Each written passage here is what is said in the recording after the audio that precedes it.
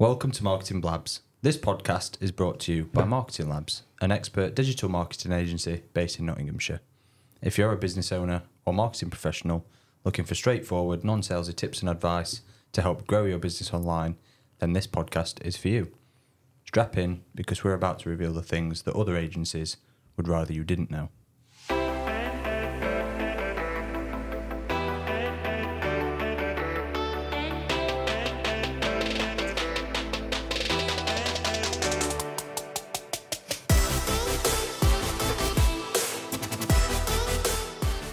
Hello and welcome to episode number 20 of our podcast, Marketing Blabs.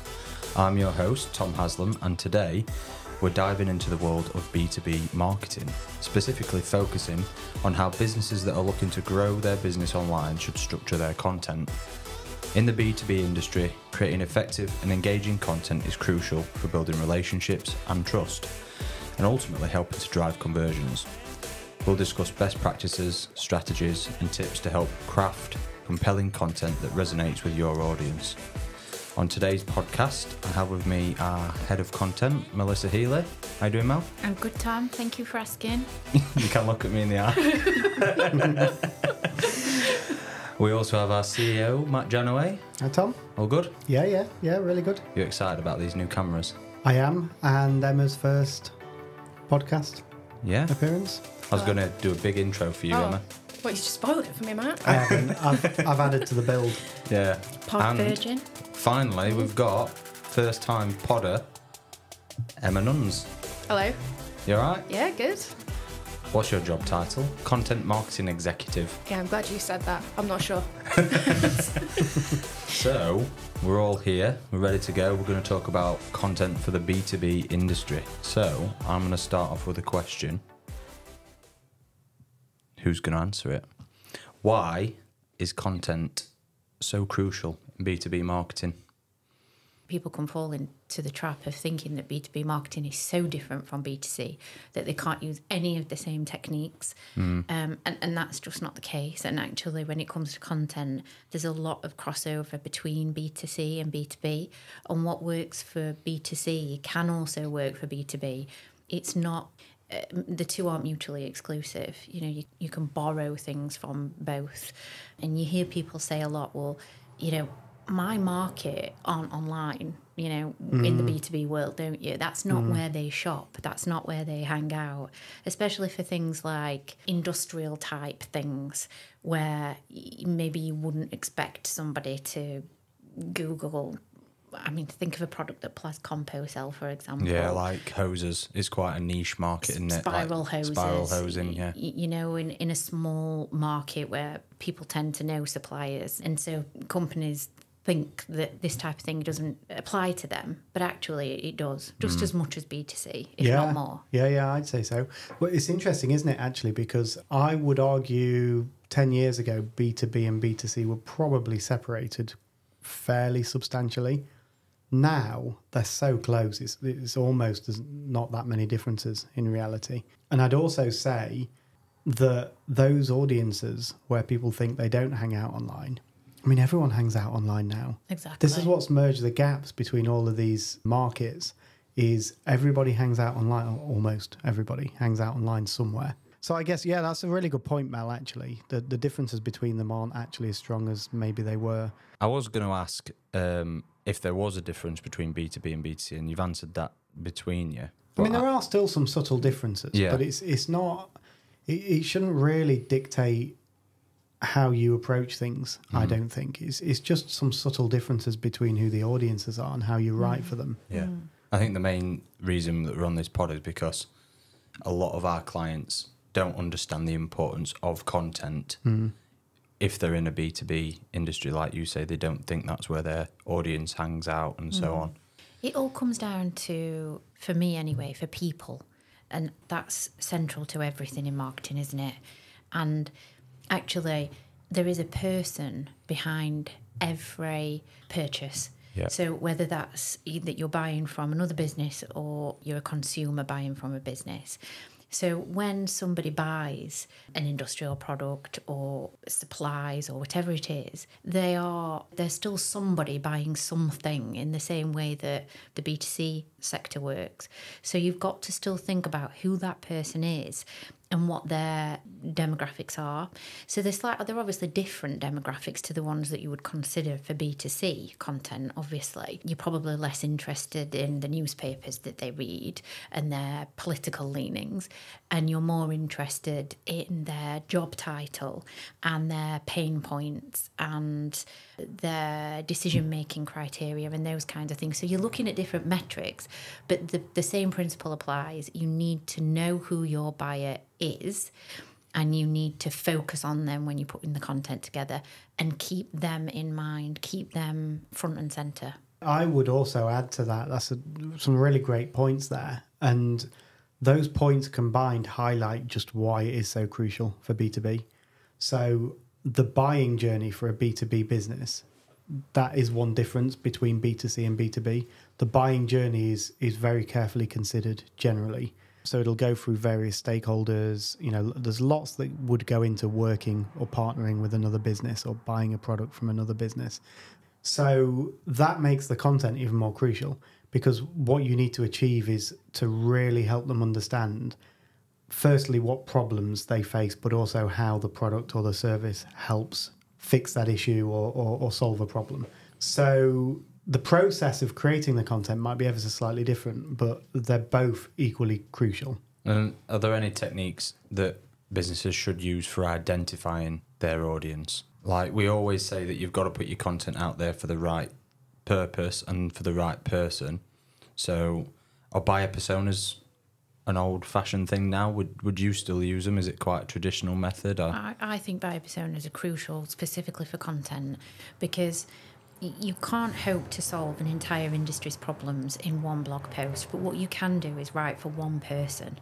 And you'll find that in doing that, you can be much more focused, and actually it will apply to multiple people. But it helps the writing process to envisage the reader and who they are and what they like and don't like, and sort of what their world looks like, what they do when they get up in the morning and the day that they have, and how you can make that better, how you can add value to it. That said, of course, that does imply there that I'm saying that you should be selling to them in the blog, and you shouldn't. Yeah. Obviously, we know that's for informational purposes.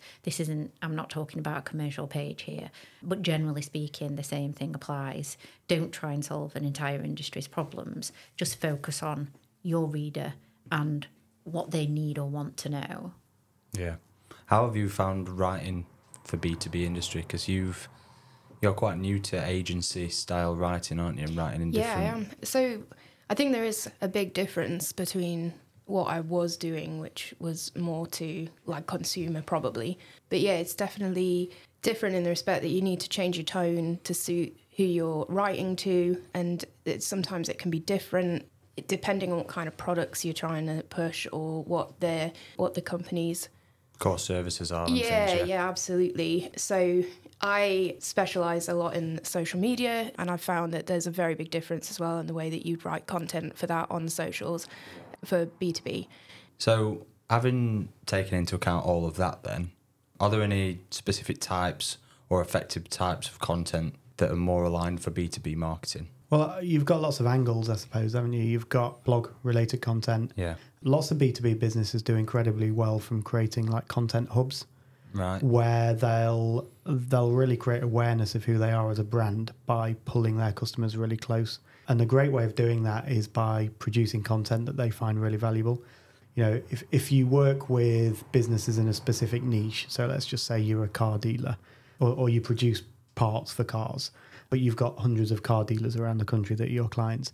If you produce content related to things like business challenges they face, marketing challenges they face, HR challenges they face, supply challenges they face, tax challenges they face, accounting challenges they face, if you're the go-to for advice for car dealers, that is a fantastic way of really taking advantage of a market and bringing everybody closer to you as a business and capitalizing on market share. So you can do that in lots of different ways. You know, you've got written content, which I guess is the main focus of this podcast, But then you also have other types of content. You know, you've got podcast, video, audiobooks, ebooks. There's loads of different types, I guess.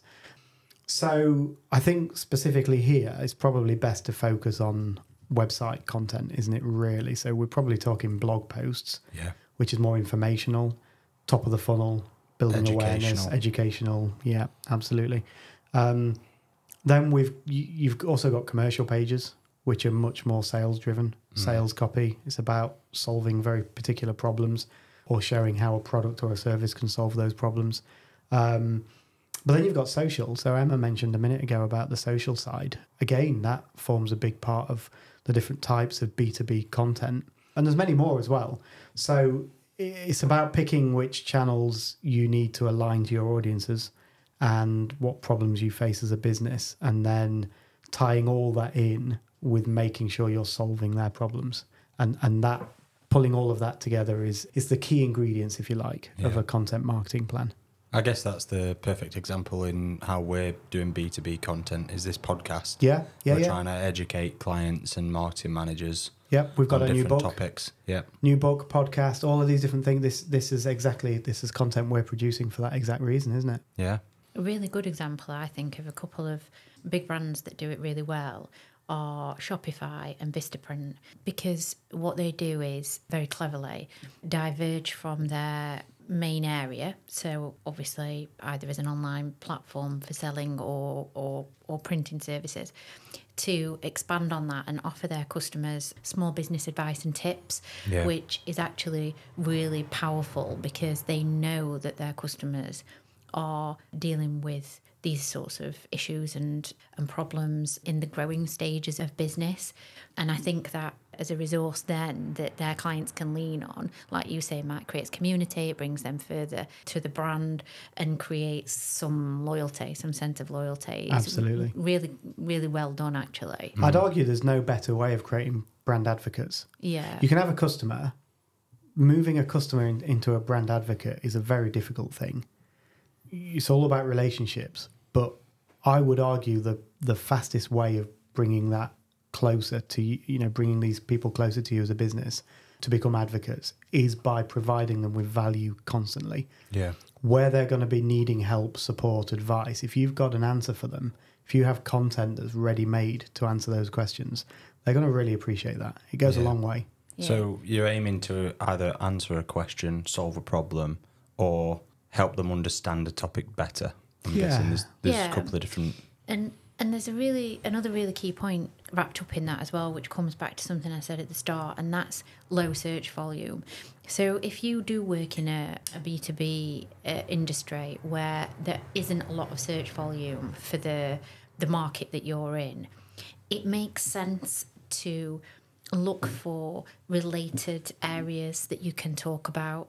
So I've just written a blog for it, actually, for the Marketing Labs website, to come up with things to write about when you exist in a low volume search market.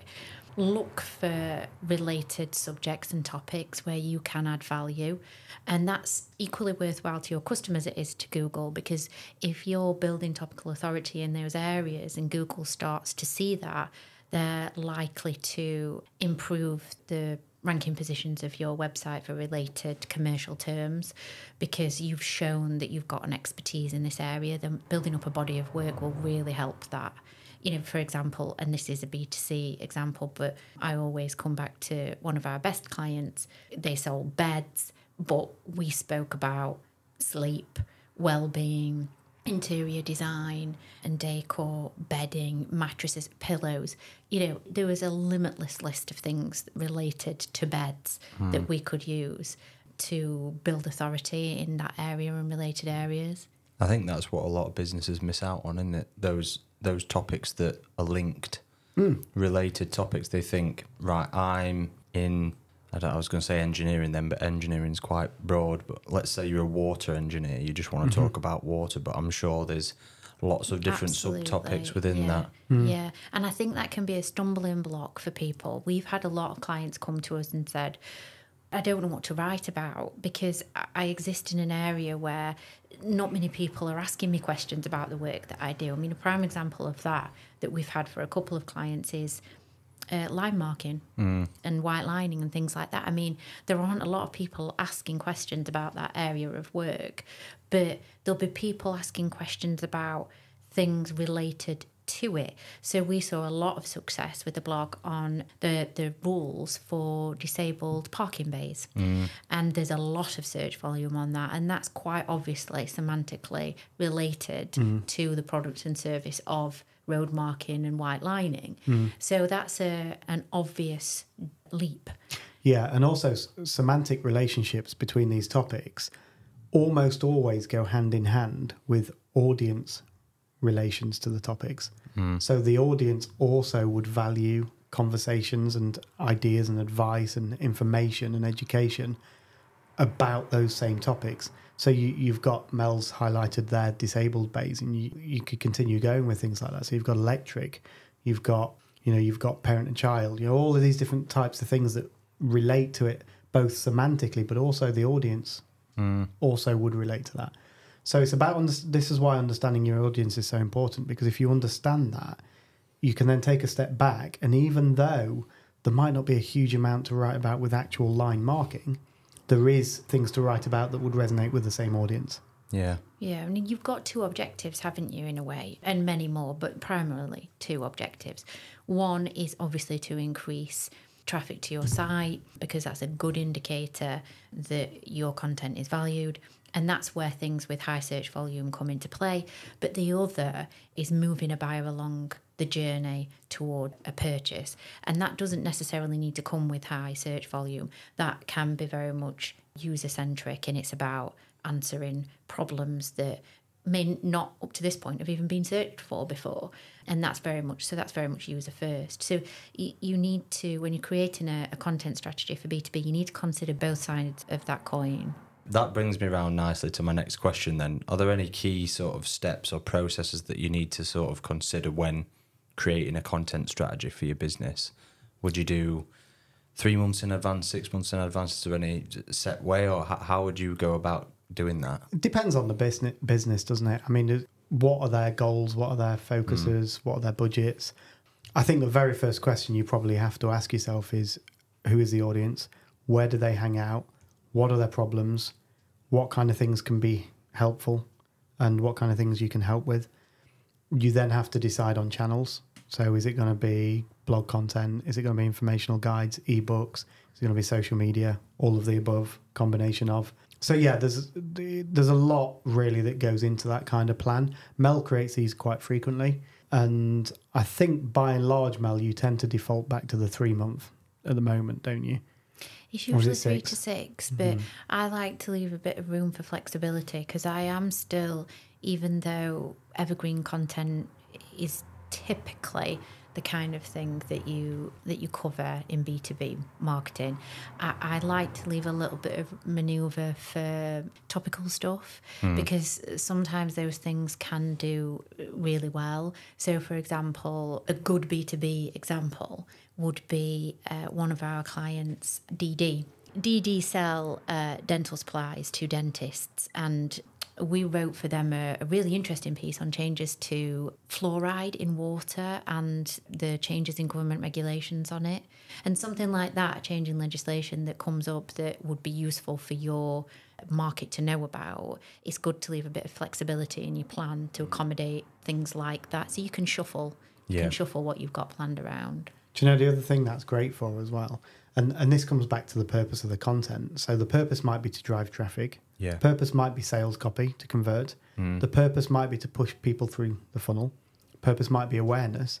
In that case, the fluoride content actually was fantastic for link acquisition as well. That generated a lot of backlinks. Yeah. It's a lot harder to build backlinks than it is to create content that resonates with people to generate organic backlinks. Yeah.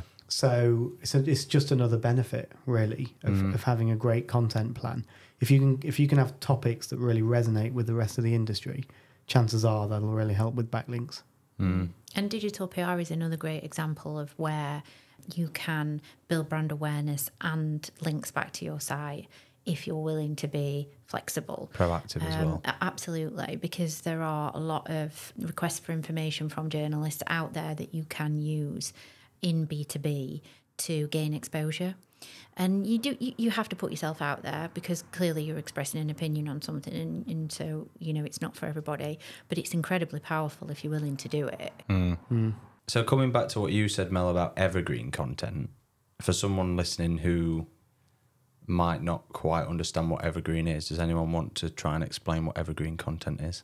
Do you want to have a go, Emma? Go on then. So evergreen content is when you write about topics that are not necessarily directly about your business, but it impacts your business. Like, so the topic is still relevant, but the content is always, like, it doesn't have a shelf life, so it's always relevant, and it's not going to change. Yeah, it's not topical or seasonal or... Yeah, exactly. Yeah, shelf life's a great way of describing it. It's evergreen in the sense that the leaves don't fall off. Yeah. It's relevant all the time. That makes sense. Have we got any examples from marketing labs where we've written some evergreen content, or maybe some that aren't evergreen?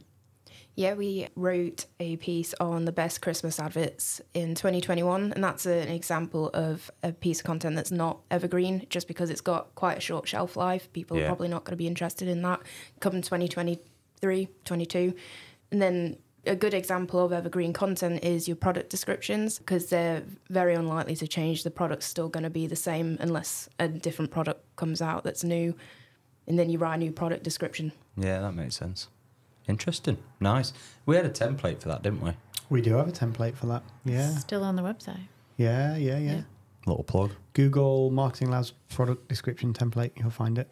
Nice. Yeah, it's a great piece of content, that, as well, if I do say so. Who wrote that? I did, but I think we might have assigned it to someone else. Me. I think when someone rebuilt the website and they filtered all the content around the team, it might have ended up with someone else. Josh, I think. I think it's Josh. Josh did one actually on a divvy coupon. He did? That's really good. Very that popular. Really well. Yeah, very popular, that. Again, that's a good example. Nice. So we've talked quite a lot there about different forms of content types and things like that, but are there any specific strategies for tailoring content for maybe different buyer journeys? How would we approach that? Obviously, you've got social for top of the funnel and so on. Yeah, social's great for awareness, great for building a community. Yeah. I guess there's different journeys, so it's important to think about now. If you assume that content has multiple roles, one of those roles will certainly be off-page. So the communities you build on social media, maybe content you write on other websites, digital PR, as Mel said, all sorts of other tactics. But then you've got what you could potentially call on-page, which is on your own website. And again, you'll have different journeys within that. I would say very much top of the funnel. You've got your blog content generally. It's not to say they can't convert. We produce blog content that does convert often, but that's not its primary goal. Its primary goal is to inform, is to drive awareness, is to bring traffic to the website, and potentially help customers, things like that. But then you've got to funnel them. You've got to silo them through your website to potentially becoming a customer and to want to order at some point. So taking them through that journey, through informational content potentially, through to understanding who you are as a business. And this is probably quite important as well to mention. Things like about pages, team pages, that's still content. Still very important. I'd argue it's extremely important, actually. So when we analysed the statistics, we were looking at this recently for a client, and 80% of all their conversions, the page before they convert is their team page. Yeah. I looked at ours and it's extremely high. Then I looked at another client, it's extremely high. And it makes sense in B2B, very specifically, because that's the team you're potentially going to be working with or needing to support. So all of those pages contribute towards pushing or pulling visitors towards being a customer. It's building trust, isn't it? I don't know how many conversations I have with clients and I'll mention to them, how's your team page look? And they're like, oh, we haven't got one. Don't have photos. We don't really need it. Yeah. You do. You do need it. B2B, you have to have it. Yeah. I would go so far as to say I wouldn't work with a company or buy a product from a B2B company that doesn't have one. No, that's a good point. If we were looking to engage with a business to help us in whatever area, it could be HR, could be sales, could be accounting, whatever. It could be literally anything where we might need support. If they had no team page and no information about who they are, I'd move on. Yeah. Every time. Would you say that's like quite a good example of how B2B and B2C's changed over the years? Yeah, absolutely. Yeah, absolutely. And also they're coming closer together as well. So I would say that's more important for B2B. But you know what? I think that's really also becoming quite important for B2C as well. I think generally that's probably one of the most important rules of any website to portray trust is actually display who you are, explain who you are, tell people the story about how you exist, why you exist, everything about you. Like, go to town. I had a really good example of that. We bought some cakes from they were based in London, but they're only a small sort of online cake business called Cutter and Squidge. I really like the name and their branding. But they had a good story about how they set up the business. It was quite authentic, and I think that in itself converted me, to be honest, because I was looking to send a client some brownies, and you want to know that you're helping a small business as well. You get that sort of feeling that there's something there, and genuine and honest. I think naturally as buyers, most people are attracted to that kind of business. It's like a magnet that pulls you in when they tell you a story about what they stand for and who they are, and that they're a genuine business that really value every customer. When you get to a certain size, it's very easy to lose that.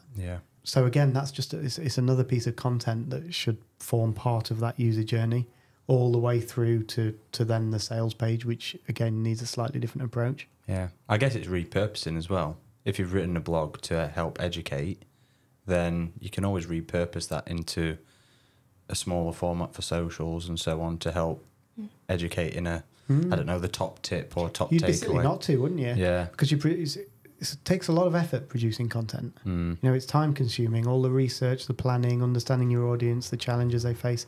So it's a big old effort producing a piece of content. So you'd be silly not to reuse it whenever you need to. That can be reused on social media, in smaller form content, you know, in potential conversation points, email marketing. It's a great story to tell. Nice. Moving on then. Are there any realistic goals or KPIs, metrics that businesses should track when monitoring their content strategy or efforts? Who wants to have a go at that? I know we monitor them for clients, but we do. We do that as part of our monthly reporting. And I think the main thing to mention here is that in terms of choosing the right metrics to track, you need to know before what you were trying to achieve, so that you can measure the right thing. Because otherwise you'll have a very skewed picture of the outcome. So start with that. Start with a goal. Start with understanding what your objective is and what success looks like, and then you can choose the right metrics to accompany that. So if your goal is increased visibility in search results, then clearly, obviously, keyword rankings and positions and movements in that are really important. But if conversions are more important, then on-page tracking and number of visitors and the duration on page. I won't say bounce rate, because there's a very good reason for, I would say, taking bounce rate with a pinch of salt, although it's not called bounce rate now, is it? It's engagement rate. It's like the reverse of bounce rate, sort of.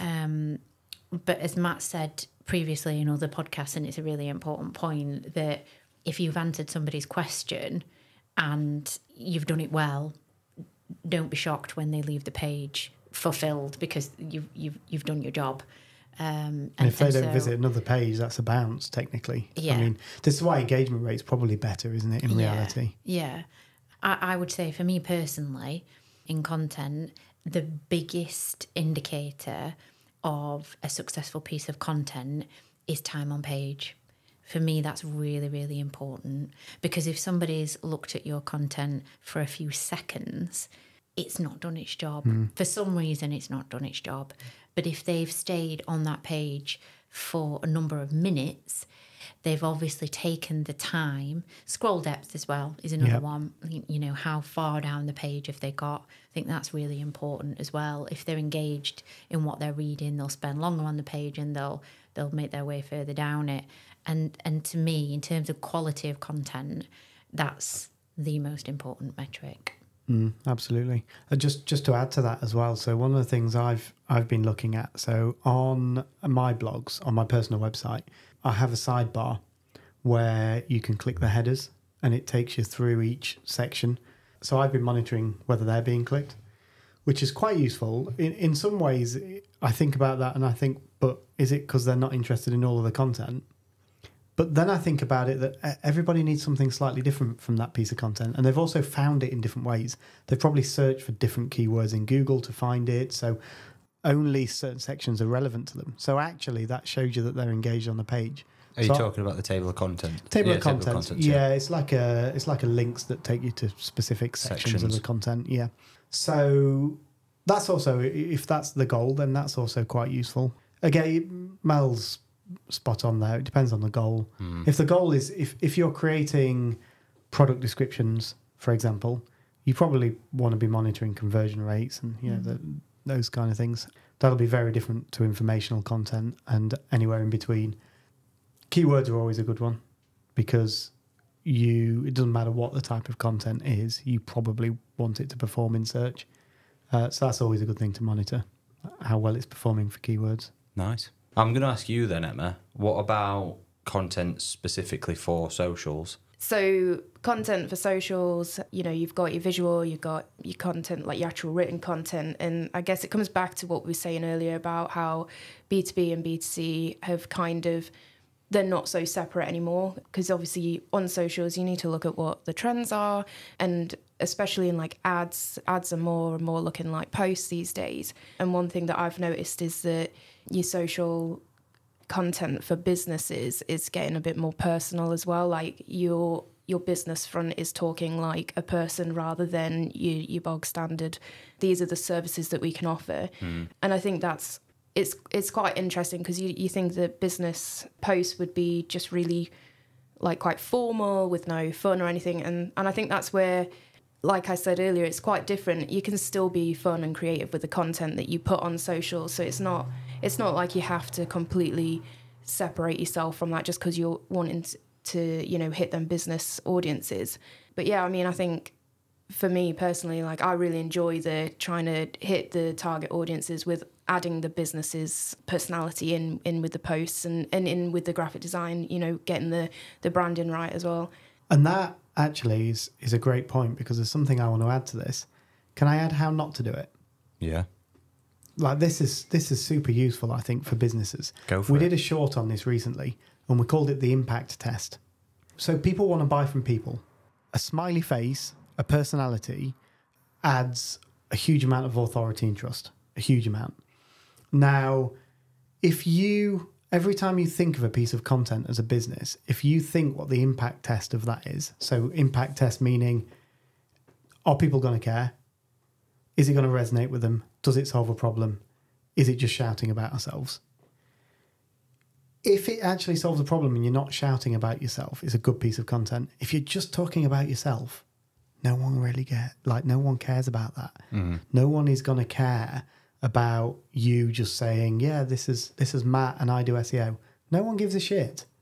What they do care about is highlighting how I can help them solve their problems or achieve their goals. There's a massive difference between those two things.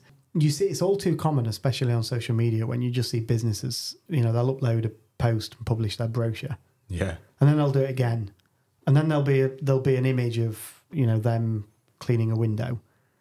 And it's like, really? Like, you've got to try and pull your audience in, make it look real, make it look genuine, build yourself as a real person, as a trusted person, and actually that might perform much better. It almost certainly will perform much better. Nice. I think we'll wrap it up there then. Yeah. I enjoyed that. Did you, Mel? Thank you, Tom. Sounded really formal. You love doing that, don't you? Thank you, Tom. Thank you. First pod done and dusted, Emma. Yeah, all done. Good effort. Yeah, I did actually. I need to get better at it though. Daunting? It's hard. Practice. It is really hard. It is hard. Well, thank you all for coming on, and we'll see you next time.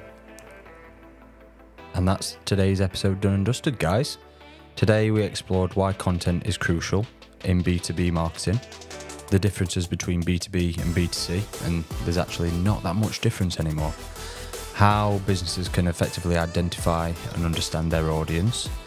We also delved into some strategies for tailoring content to different stages of buyer journeys, the most effective types of content for the B2B marketing industry, key steps to developing a useful content strategy, setting realistic goals and KPIs, and then also some of the best channels for distributing your content. Thank you for the team at Marketing Labs for sharing their insights, and thank you to the listeners for tuning in. If you enjoyed this episode, then please subscribe, leave us a review, connect with us, and share it with anyone who might find it helpful. It's all for that purpose. We're here to educate, we're here to help, so we really appreciate anybody that does share. Until next time, my name's Tom. I'm signing off from Marketing Blabs, and happy content creating. Bye-bye.